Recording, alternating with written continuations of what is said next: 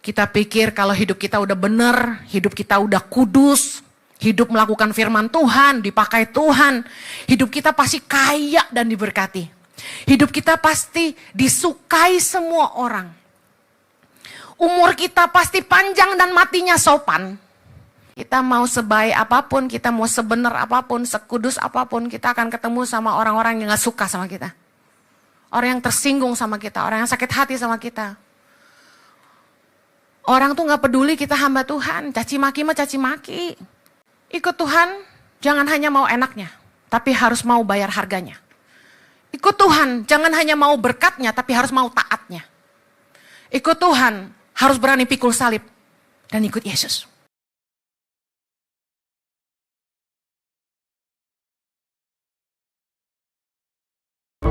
Kami percaya bahwa di keadaan apapun kami ada hari ini, kami punya Tuhan yang setia. Masalah kami mungkin masih ada, doa kami mungkin ada yang belum dijawab. Keadaan kami hari ini mungkin tidak baik-baik saja. Tapi kami percaya bahwa penyertaan-Mu sempurna. Kasih karunia-Mu memampukan kami. Dan kami mau tetap bertahan kepada iman kami. Kami percaya bahwa kami punya Allah yang mengasihi kami. Tuhan yang gak akan pernah gagal dalam hidup kami. Tuhan yang gak akan pernah meninggalkan kami. Hamba-Mu berdoa, berikan kekuatan buat umat-Mu. Tuhan hari ini teguhkan hati mereka. Supaya mereka jangan gentar, jangan khawatir, tapi percaya bahwa Allah mengasihi mereka. Berkati kebenaran firman-Mu, jadi pewahyuan yang mengubahkan kami. Tolong hamba-Mu karena sungguh tanpa Engkau hamba tidak mampu.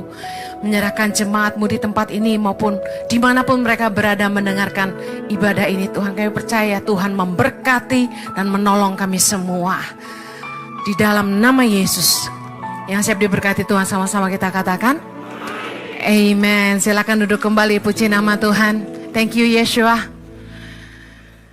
Shalom, shalom, shalom. Saya percaya semua baik-baik saja. Amen. Katakan sama-sama, baik gak baik? Tuhan Yesus baik. Haleluya. Jangan menyerah. Saya mau awali khotbah saya dengan cerita tentang Yohanes Pembaptis. Bapak Ibu, saudara yang saya kasih dalam Tuhan, Yohanes Pembaptis adalah seseorang yang luar biasa yang pernah hidup. Bahkan ketika dia ada di dalam kandungan ibunya penuh Roh Kudus. Luar biasa. Dan Yohanes Pembaptis merupakan nabi besar pertama yang dipakai Tuhan untuk memberitakan Injil Kerajaan Allah pertama kali dalam kitab Perjanjian Baru sejak masa keheningan, the silent years, di mana Tuhan berhenti berbicara selama 400 tahun setelah kitab Maleaki. Yohanes Pembaptis juga ada orang pertama yang memberitakan tentang Kristus. Kita akan lihat ayatnya di dalam Yohanes 1 ayat 29 sampai 34. Yohanes 1. Yohanes menunjuk kepada Yesus dalam ayat 29 kita baca. Pada keesokan harinya Yohanes melihat Yesus datang kepadanya. Dan ia berkata, lihatlah anak domba Allah yang menghapus dosa dunia. Dialah yang kumaksud ketika kukatakan, kemudian daripadaku akan datang seorang yang telah mendahului aku. Sebab dia telah ada sebelum aku. Dan aku sendiri pun mula-mula tidak mengenal dia. Tetapi untuk itulah aku datang dan membaptis dengan air. Supaya ia dinyatakan kepada Israel. Ayat 32. Dan Yohanes memberi kesaksian katanya. Aku telah melihat roh turun dari langit seperti merpati dan ia tinggal di atasnya. Dan aku pun tidak mengenalnya, tetapi dia yang mengutus aku untuk membaptis dengan air telah berfirman kepadaku. Jikalau engkau melihat roh itu turun ke atas seseorang dan tinggal di atasnya, dialah itu yang akan membaptis dengan Roh Kudus. Dan aku telah melihatnya dan memberi kesaksian. Ia inilah anak Allah. Jadi ketika Yesus datang untuk dibaptis oleh Yohanes Pembaptis, Ini yang dikatakan oleh Yohanes Pembaptis tentang Yesus. Inilah dia. Lihatlah anak domba Allah yang menghapus dosa dunia. Dia memberitakan bahwa Yesus adalah Mesias yang akan datang. Dan di firman Tuhan dikatakan, inilah anak Allah. Ini kesaksian Yohanes Pembaptis tentang Yesus. Yohanes Pembaptis sangat peka dengan Tuhan. Dia dengar Tuhan. Mendapat pewahyuan yang luar biasa tentang Kristus.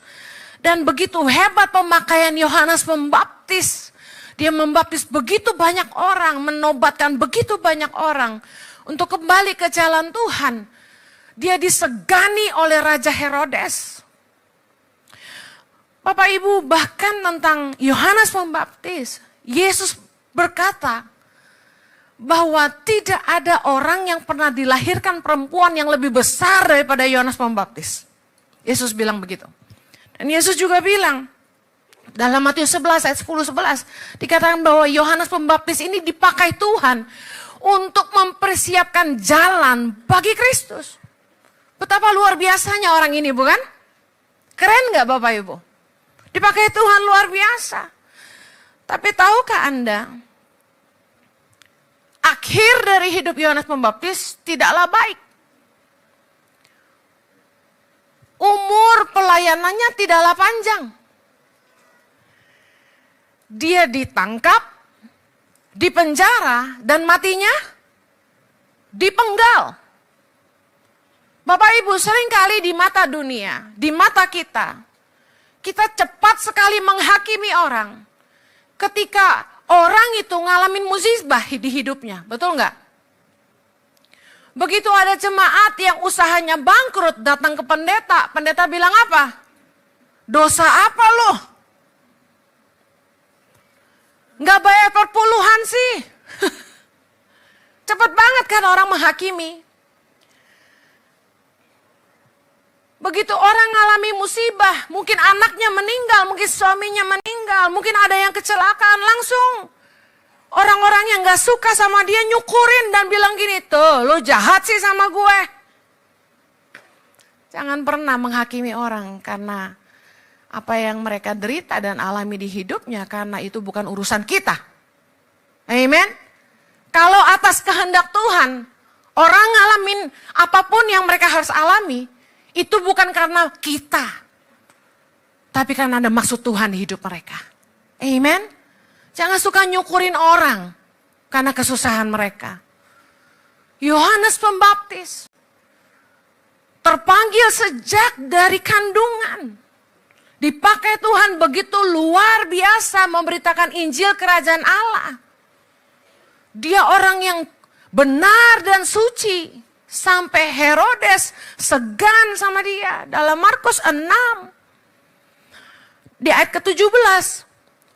Herodes itu menangkap Yohanes dan membelenggu dia. Karena apa? Karena disuruh sama Herodias, istrinya. Kenapa Herodias, istri Raja Herodes, membenci Yohanes Pembaptis? Karena Yohanes Pembaptis adalah seorang nabi yang berani menegur rajanya. Biasanya pendeta takut negur orang kaya, apalagi donaturnya. Tapi Yohanes Pembaptis menegur Raja Herodes. Karena Raja Herodes mengambil istri saudaranya Filipus menjadi istrinya. Herodias dulu adalah istri Filipus. Dan Yohanes Pembaptis menegur dia. Dalam ayat 18 dikatakan, tidak halal engkau mengambil istri saudaramu. Herodias, sang perempuan mata duitan, lihat iparnya lebih kaya dikawinin mau. Dia benci, pahit sama Yohanes Pembaptis. Minta Raja Herodes tangkap, tapi luar biasa. Raja Herodes gak berani bunuh Yohanes Pembaptis, karena apa? Di ayat 20 dibilang, sebab Herodes segan akan Yohanes, karena ia tahu bahwa Yohanes adalah orang yang benar dan suci, jadi ia melindunginya. Dan Raja Herodes suka dengerin khotbahnya Yohanes Pembaptis. Ya kurang lebih gitu deh, suami-suami yang suka dengerin khotbah saya, tapi istrinya gak suka sama saya. Apalagi kalau khotbahnya terdengar membela laki-laki, saya dicaci maki. Tapi akhirnya tiba sebuah kesempatan bagi Herodias buat balas dendam ketika Raja Herodes ulang tahun. Dia undang para raja-raja, pembesar-pembesar, perwira-perwira, orang-orang terkemuka, kumpul pesta. Anak dari Herodias menari-nari dengan dahsyatnya di depan mereka dan sangat menyukakan hati Raja Herodes. Dan karena terlalu happy, dia mudah berjanji. Laki-laki dengar, jangan berjanji saat gembira. Anda akan menyesal nantinya. Dia berani bilang begini, minta apa saja yang kamu mau, sekalipun setengah dari kerajaanku, aku berikan padamu gitu. Nekat nih orang. Cuma gara-gara cewek nari-nari dia bahagia langsung janji. Segampang itu ya laki-laki ya. Aduh, jangan loh Jo. Tak boleh ya. Apa yang terjadi? Anak Herodias datang ke mamahnya. Minta apa ya? Bayangin, sakit hatinya membuat dia tidak menginginkan separuh kerajaan Herodes. Sakit hati bikin orang jadi bodoh. Dia bilang, aku minta kepala Yohanes Pembaptis di atas talam. Pergilah anak perempuan ini kasih tahu Raja Herodes. Raja Herodes menyesal.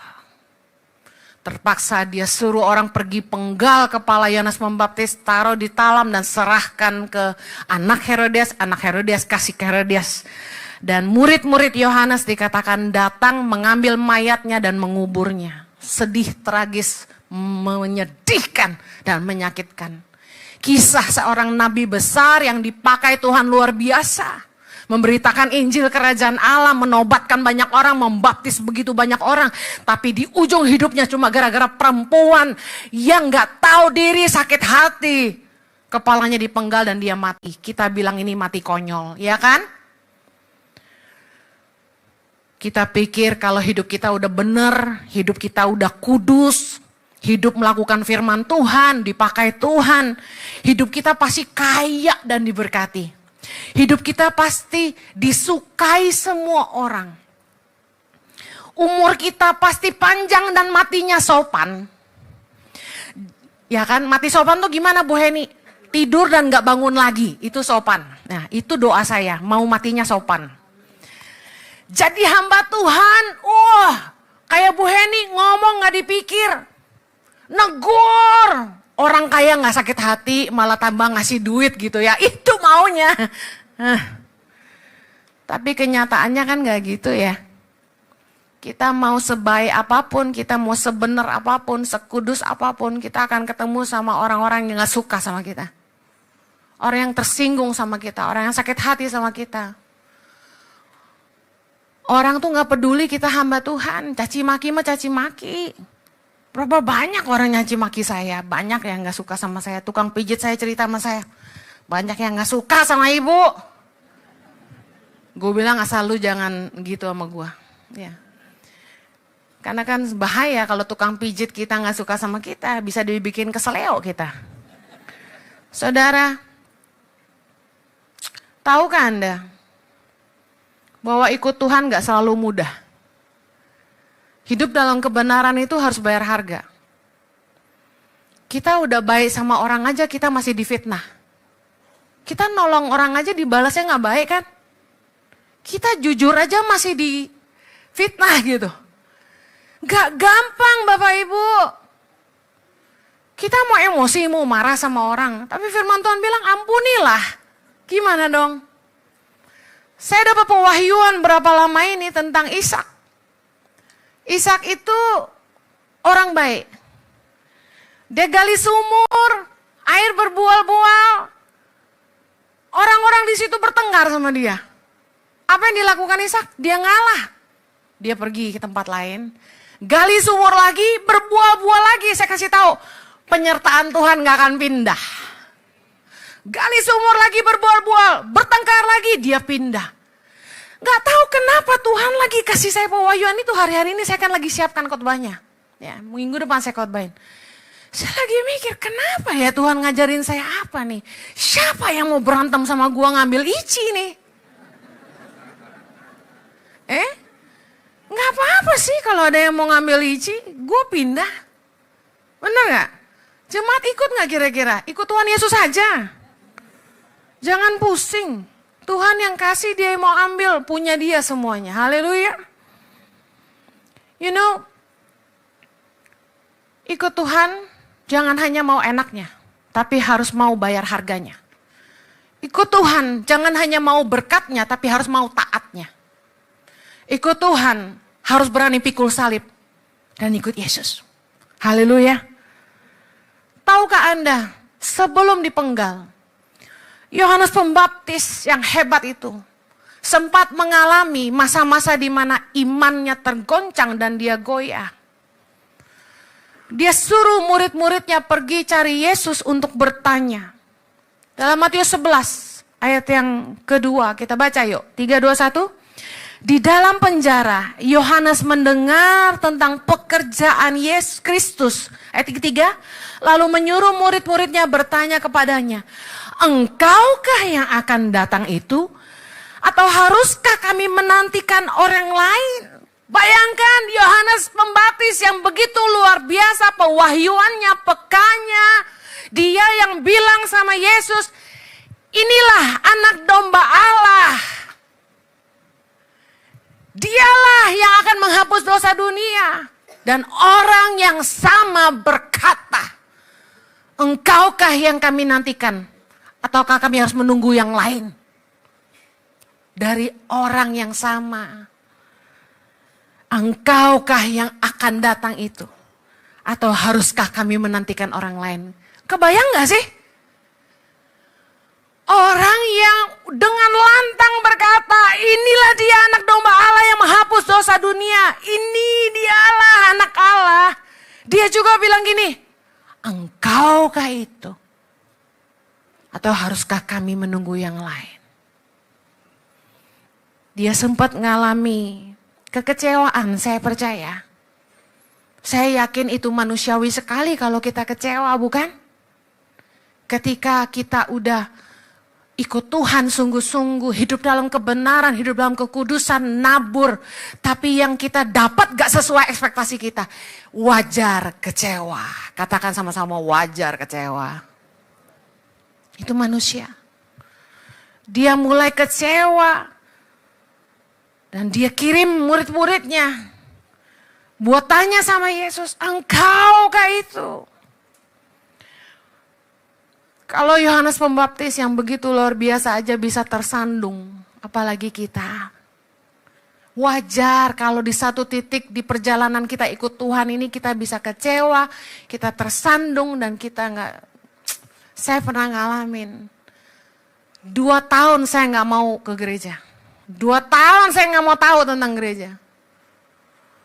Gue benci pendeta, sebel sama orang Kristen, munafik semuanya. I was there.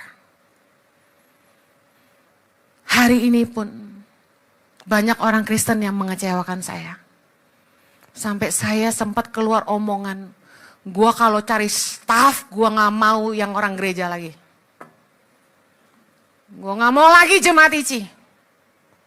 Gua mau orang yang gak kenal gua, kalau bisa beda agama. Kenapa? Terlalu mengecewakan attitude orang Kristen, tahu gak sih? Yang kelihatan rohani justru yang malah gak jujur. Di dalam penjara. Dia tahu gak dia bakal mati? Dia tahu. Dia dengar Yesus di luar sana. Luar biasa. Termasyur. Bahasa kita nih, lu enak-enak di luar. Gua di penjara. Lu terkenal, dipakai Tuhan. Lah gua dapat apa? Nggak salah. Bahasanya gitu ya. Kadang ikut Tuhan tuh kayak gitu tau gak sih? Kita udah bikin begini, udah bikin begitu. Kok kita dapatnya begini ya? Makanya gini, kita jangan bandingin hidup kita sama orang lain. Pemakaian Tuhan dan proses Tuhan buat hidup orang tuh beda-beda. Gak ada kemuliaan tanpa penyaliban. Gak ada kemuliaan tanpa pengorbanan. Orang tuh jangan ngiri waktu orang tuh dipromosi. Kenapa? Lu gak tahu harga bayarnya dia kan? Lu ngomongnya gampang, tapi waktu lu ada di sepatu dia, belum tentu lu mau bayar harga kayak dia gitu kan? Siapa yang mau ke pedalaman gak dapat apa-apa? Siapa mau yang jadi taucoan dan budukan tanpa dibayar? Hari gini, begitu Tuhan udah promosi baru ngiri. Gak bisa gitu. Masing-masing orang punya bagian dalam pekerjaan kerajaan Allah. Amin. 1 Korintus 3 ayat ke-5, Rasul Paulus pernah bilang begini. Jadi apakah Apolos? Apakah Paulus? Pelayan-pelayan Tuhan yang olehnya kamu menjadi percaya. Masing-masing menurut jalan yang diberikan Tuhan kepadanya. Lihat baik. Masing-masing orang menurut jalan yang diberikan Tuhan kepadanya. Jalan saya dan jalan saudara gak sama. Jalan Anda dengan adikmu gak sama. Jalanmu sama orang tuamu gak sama. Tuhan punya rencana buat kita masing-masing. Jangan pernah sama ratain orang. Amin. Kenapa dia kaya, kenapa gua enggak? Kenapa dia dari orok kaya padahal pelit? Gue juga gak ngerti.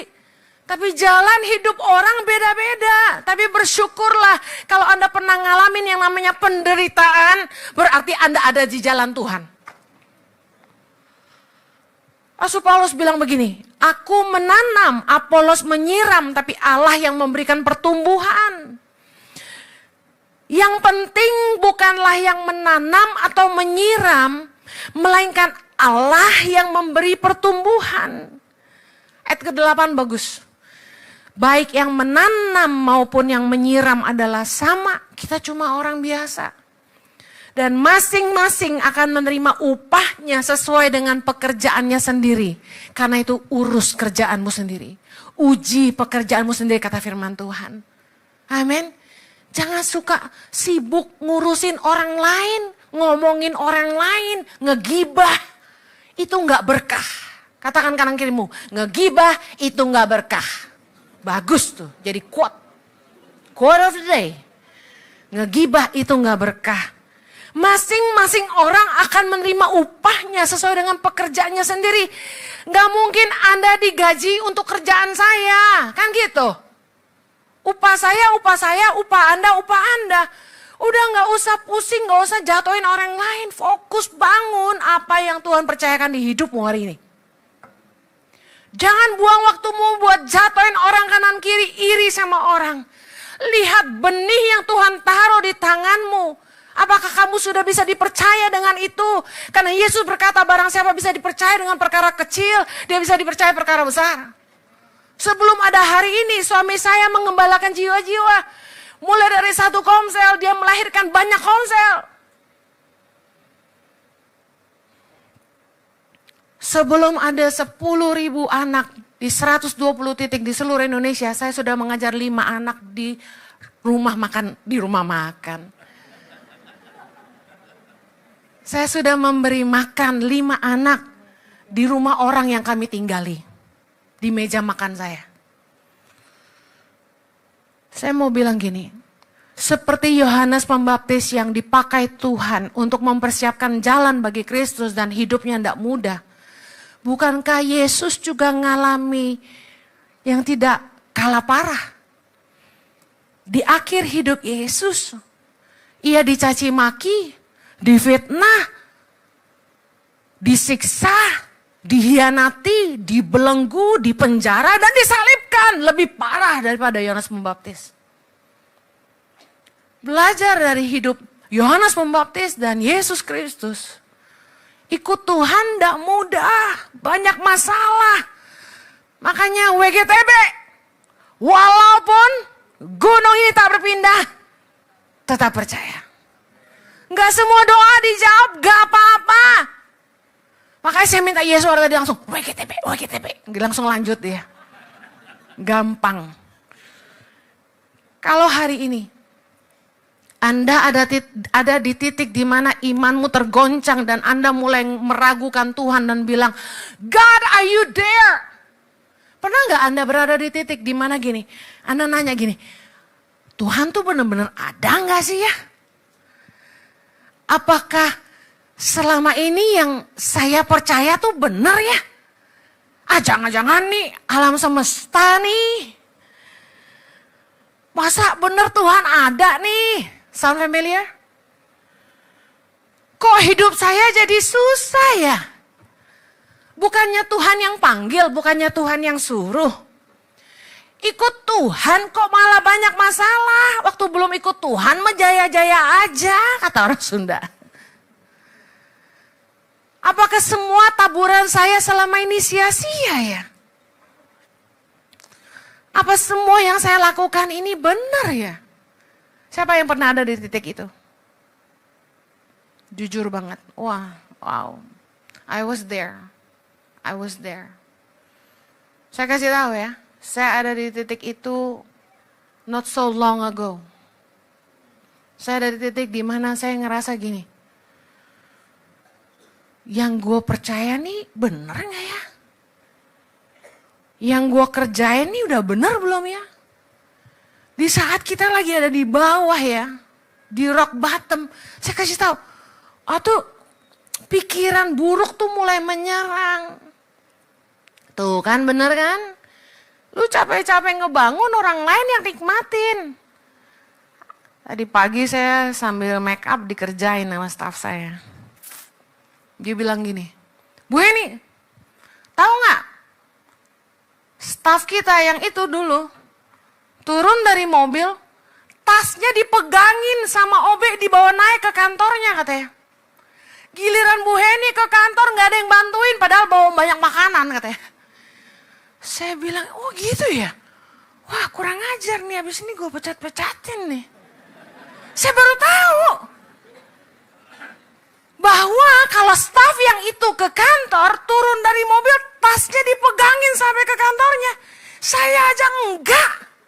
Saya jalan kaki dari rumah pakai payung. Cuma payung saya yang dipegangin. Makanan, tas semua saya bawa naik ke atas, bagi-bagi buat staf makan. Kok ada begitu ya? Yang bos yang mana?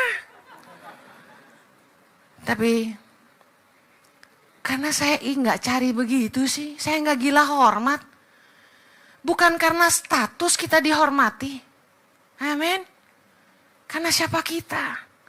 Ketika Yohanes Pembaptis berada di tengah kebimbangannya, makanya dia kirim orang tanya Yesus, engkaukah yang akan datang itu atau haruskah kami menantikan yang lain? Tahu nggak? Yesus nggak jawab yes or no, ya atau tidak, enggak. Yesus jawab begini, Matius 11 ayat keempat, pergilah dan katakanlah kepada Yohanes apa yang kamu dengar dan kamu lihat. Orang buta melihat, orang lumpuh berjalan, orang kusta menjadi tahir, orang tuli mendengar, orang mati dibangkitkan, dan kepada orang miskin diberitakan kabar baik. Dan berbahagialah orang yang tidak menjadi kecewa dan menolak aku, kata Tuhan. Tahu gak sih, Yesus gak jawab, engkaukah itu? Dia jawab, ya atau tidak, kan harusnya gitu. Dia gak jawab, apa artinya? Dia bilang ini, semua yang Yesus jawab, orang buta melihat, orang lumpuh berjalan, orang kusta menjadi tahir, tuli mendengar, mati dibangkitkan, pada orang miskin diberitakan kabar baik. Itu Yesaya 61 ayat 1. Yang artinya gini, pekerjaan Allah dinyatakan dan firman Tuhan digenapi. Hidup ini bukan tentang kamu atau saya, tapi tentang kerajaan Allah dan kehendaknya dalam hidup kita. Nggak usah bawa-bawa perasaan. Hidup ini bukan tentang saya atau saudara. Kita semua hanya debu yang satu hari akan kembali jadi debu. Hidup ini tentang kerajaan Allah dan kehendaknya yang harus digenapi. It's not about you, it's not about me.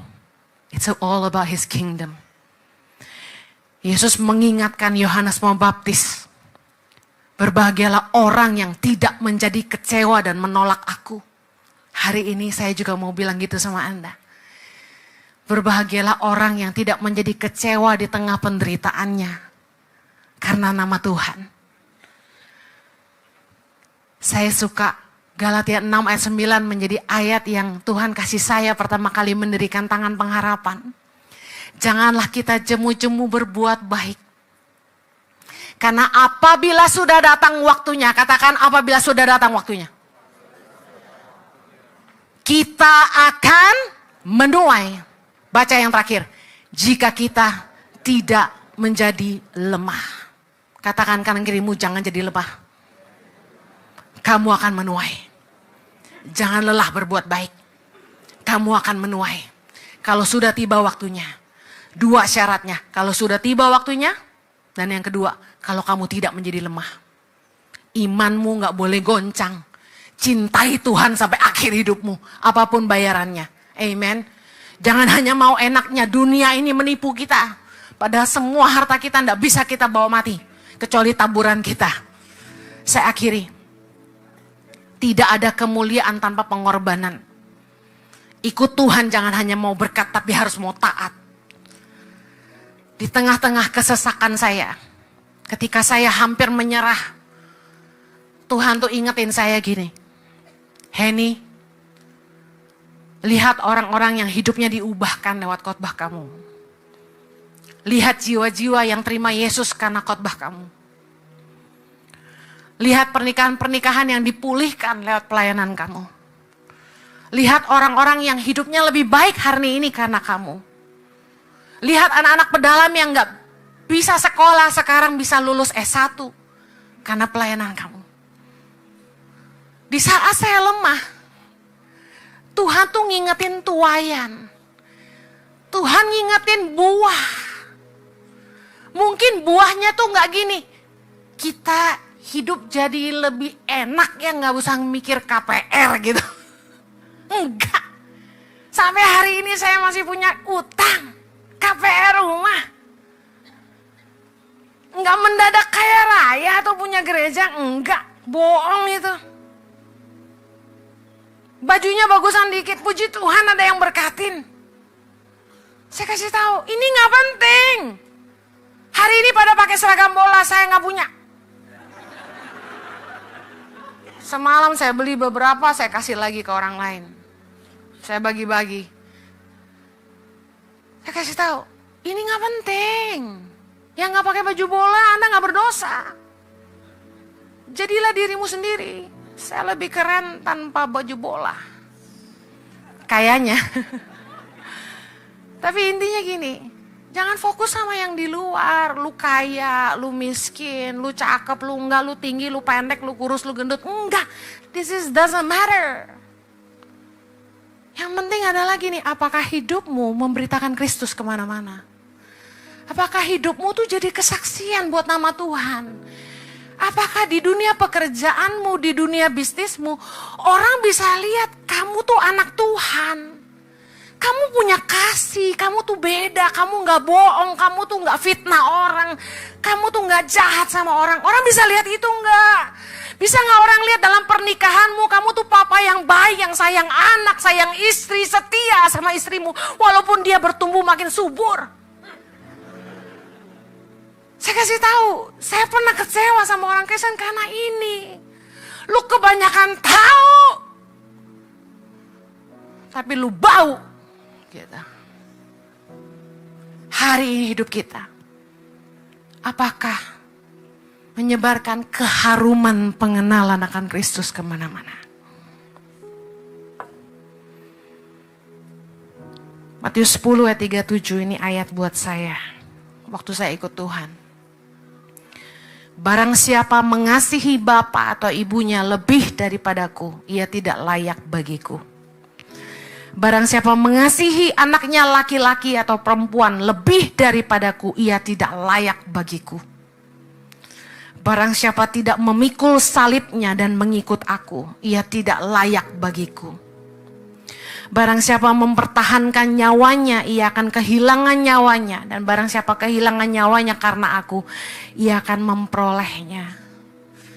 Kalau hari ini dalam mengikut Tuhan, kok kayaknya Anda masih terus berjuang. Masalah gak kunjung selesai.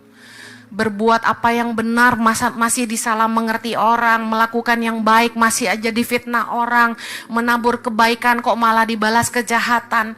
Saya mau pesan ini, jangan nyerah, jangan nyerah, jangan nyerah, don't give up, don't give up, don't give up. Ayat penutup dari saya, Mazmur 126 ayat kelima, kita baca sama-sama. Orang-orang yang menabur dengan mencucurkan air mata akan menuai dengan bersorak-sorai. Katakan amin, haleluya. Kita doa yuk.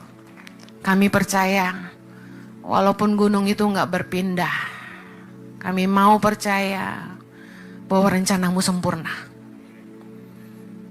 Hidup ini bukan tentang kami. Hidup ini tentang kerajaan Allah. Dan kehendakmu dinyatakan lewat hidup kami. Tuhan, tidak ada kesusahan dan tidak ada penderitaan yang setimpal, yang dapat diukur dengan kemuliaan yang akan Kau sediakan bagi kami. Kami mau tetap percaya, kami mau tetap berdiri teguh. Kami punya pengharapan di dalam Tuhan yang tidak pernah mengecewakan. Aku berdoa hari ini, kuatkan kaki yang lemah, kuatkan iman yang goyah. Aku berdoa, mereka tetap percaya bahwa Tuhan setia. Tuhan setia. Katakan sama-sama, Tuhan setia. Thank you Jesus. Thank you Lord. Amen. Have a blessed Sunday. Be strong. God bless you. Thank you Pastor Henny atas firman Tuhannya. Kita diingatkan kembali Bapak Ibu, jangan menyerah. Apapun yang terjadi dalam hidup saudara, apapun musim yang saat ini saudara jalani, ingat, ada Tuhan yang selalu beserta saudara dan saya. Amin. Saya yakin juga yang menyaksikan secara online hari ini juga sama-sama diberkati oleh Tuhan. Meskipun Bapak Ibu tidak memakai baju bola, tidak apa-apa Bapak Ibu ya. Tetap dukung jagoan hari ini. Argentina kalau saya ya. Oke, baiklah Bapak Ibu, kami mau ucapkan terima kasih sekali lagi untuk support dan juga tentunya dukungan Bapak Ibu untuk Impact Community Indonesia dan juga Yayasan Tangan Pengharapan. Dan pada pagi hari ini bagi Bapak Ibu yang ingin memberi perpuluhan, persembahan maupun juga donasi, Bapak Ibu bisa men-scan QR Code yang ada di layar ataupun juga bisa mentransfer ke nomor rekening yang tertera. Ataupun juga Bapak Ibu bisa memberi di infodesk gereja dengan menggunakan mesin EDC setelah ibadah selesai. Dan juga Bapak Ibu yang ingin memberi secara tunai, Bapak Ibu bisa memasukkan uang tunai ke dalam amplop persembahan yang Bapak Ibu sudah terima dan pastikan dimasukkan ke dalam kotak persembahan. Dan apabila Bapak Ibu tidak menggunakan amplopnya, kami mohon kesediaan Bapak Ibu untuk bisa mengembalikannya lagi ke tempat yang sudah tersedia. Baiklah Bapak Ibu, sebelum kita memberi, mari kita kembali satu di dalam doa.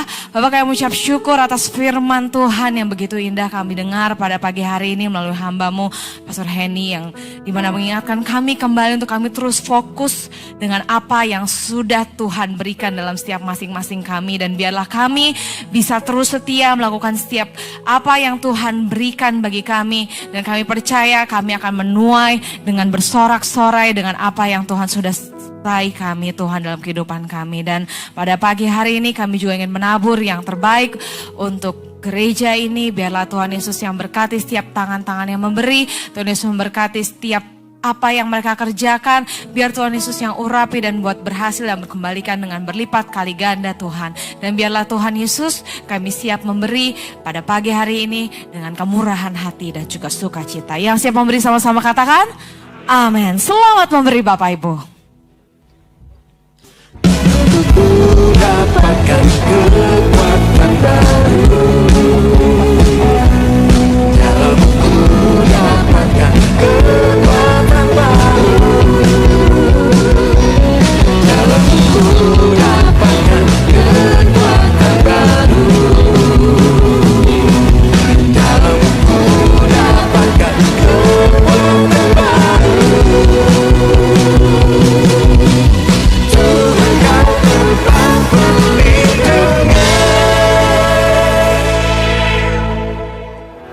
pemimpin yang jujur dan berintegritas tidak lahir begitu saja. Mereka dibentuk. Pertanyaannya, siapa yang akan memberi mereka kesempatan? Hingga tahun 2026, kami telah mendirikan 7 sekolah berasrama, yaitu di Jakarta, Kupang, Atambua, Sumba, Mentawai, Tobelo, dan Biak. Di sekolah berasrama Tangan Pengharapan, kami membentuk anak-anak menjadi pemimpin yang berintegritas, memiliki karakter, kepedulian, dan keberanian untuk membawa perubahan. Dengan mendukung satu anak asuh selama 1 bulan, Anda sedang membantu membentuk seorang calon pemimpin masa depan. Hari ini, sudah ada 55 anak mendapatkan sponsor selama 1 bulan melalui donasi yang telah diberikan di bulan Juli ini. Berdonasilah hari ini untuk mendukung satu anak selama 1 bulan dan dapatkan special gift dari Tangan Pengharapan sebagai tanda terima kasih.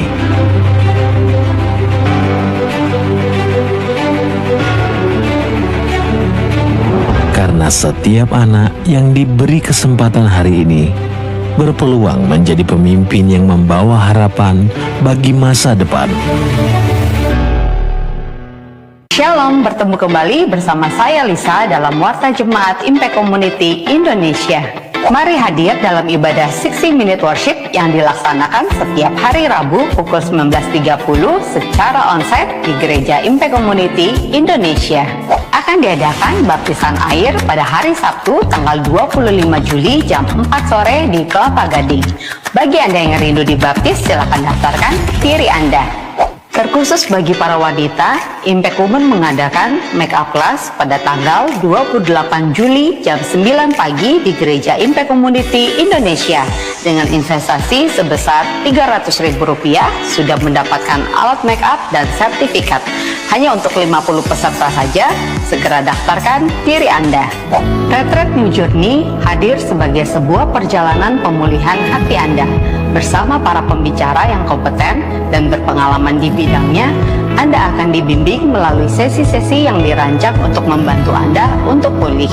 Untuk informasi lebih lanjut, silakan mengunjungi booth gereja. Demikian Warta Jemaat minggu ini. Tuhan Yesus memberkati.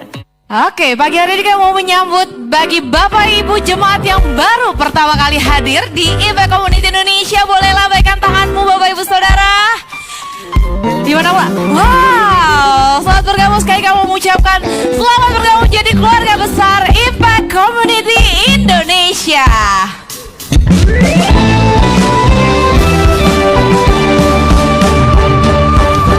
Welcome to our family. Welcome to Impact family. Welcome to our family. Welcome to Impact family. Welcome to my family. Selamat bergabung jadi keluarga besar Impact Community Indonesia. Nanti Bapak Ibu bisa ke Infodesk Gereja untuk ditukarkan dengan souvenir dan juga bisa bergabung menjadi keluarga besar Impact Community Indonesia dengan bergabung di komsel kami di Impact Family. Baiklah Bapak Ibu, ada beberapa pengumuman yang akan saya sampaikan pada pagi hari ini. Yang pertama nantinya di ibadah raya ketiga di jam 12 siang nanti akan ada penyerahan anak. Jadi bagi Bapak Ibu yang rindu untuk anaknya didoakan oleh gembala, kita boleh silahkan mendaftarkan anak Anda di Infodesk Gereja setelah ibadah selesai.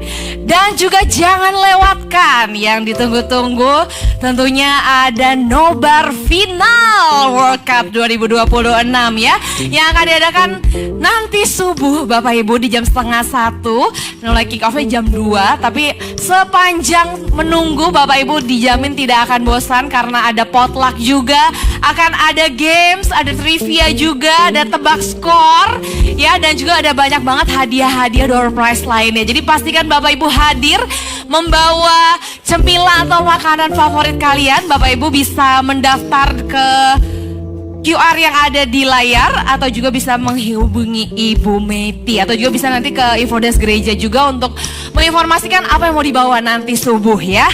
Dan juga kami mau mengajak Bapak Ibu untuk bisa ikut mendaftar di Life Changing Journey Timor 2026, di mana kegiatan ini akan diadakan selama 4 hari 3 malam, di mana mau mengajak Bapak Ibu untuk bisa melihat keindahan alam Nusa Tenggara Timur, dan juga bisa melihat juga di mana pelayanan yang ada di Tangan Pengharapan, dan juga bisa melihat langsung dampak pelayanan dan juga bisa menjadi berkat bagi banyak orang. Dan untuk biaya investasinya adalah senilai 22 juta rupiah, itu sudah all in Bapak Ibu, dengan DP 15 juta. Tentunya untuk perjalanan ini akan bersama dengan Pastor Jojo dan juga Pastor Henny, dan Bapak Ibu bisa sama-sama banyak belajar di sana, dan tentunya bisa menjadi berkat dan bisa menjadi berkat bagi anak-anak yang ada di sana dan juga bagi Bapak Ibu. Baiklah Bapak Ibu, satu pengumuman terakhir, nantinya setelah ibadah selesai mohon untuk tidak buru-buru keluar karena cukup padat. Jadi Bapak Ibu bisa tetap stay dulu di tempat duduk Anda, khususnya ada di area depan. Nantinya setelah itu boleh silakan perlahan-lahan menunggu arahan Asyar untuk bisa keluar ya. Baiklah Bapak Ibu, happy Sunday, dan dukung terus Tibola kesayangan Anda sampai semua nanti subuh. Tuhan Yesus memberkati.